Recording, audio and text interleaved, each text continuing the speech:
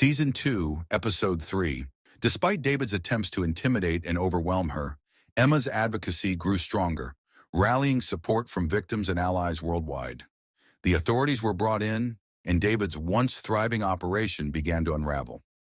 Now the focus shifts to dismantling David's empire as Emma faces unexpected challenges and David fights to stay one step ahead.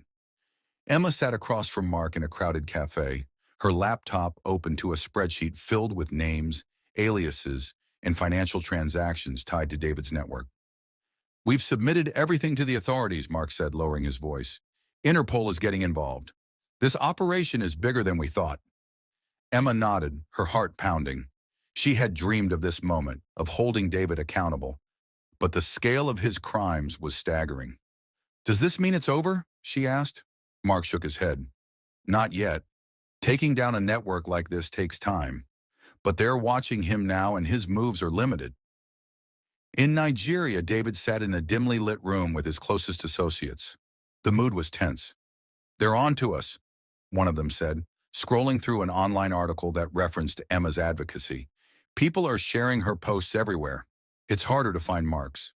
David clenched his jaw. "We're not done yet. We just need to adapt. Go offline, keep the deals local. Less exposure, more control." Another friend frowned. "And what about Emma? She's the one who started this." David smirked, though his confidence was fading.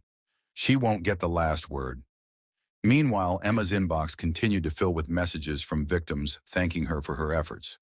One stood out. "I've been scammed by someone like David. If you need more word." Meanwhile, Emma's inbox continued to fill with messages from victims thanking her for her efforts. One stood out. "I've been scammed by someone like David. If you need more evidence, I'd like to help." Emma replied immediately, setting up a call with the sender.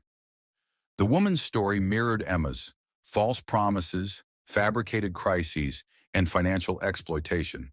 But this woman had one thing Emma didn't: a name tied to David's real identity.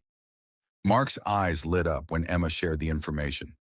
"This could be the link we need to pin him down," he said. As David shifted his operations underground, the walls began to close in.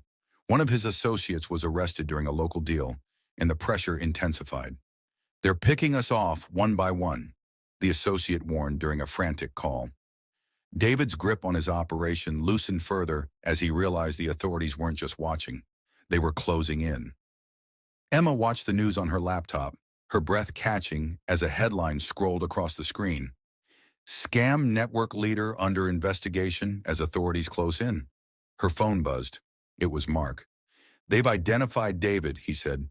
"It's only a matter of time now." Emma felt a mix of relief and anticipation. The fight wasn't over, but the tide had turned. As the investigation heats up, Emma finds herself drawn into the legal process, providing evidence and testimony. Meanwhile, David scrambles to evade capture, testing the loyalty of those closest to him. Will justice finally catch up with him? Find out in the next episode. The Net Titans.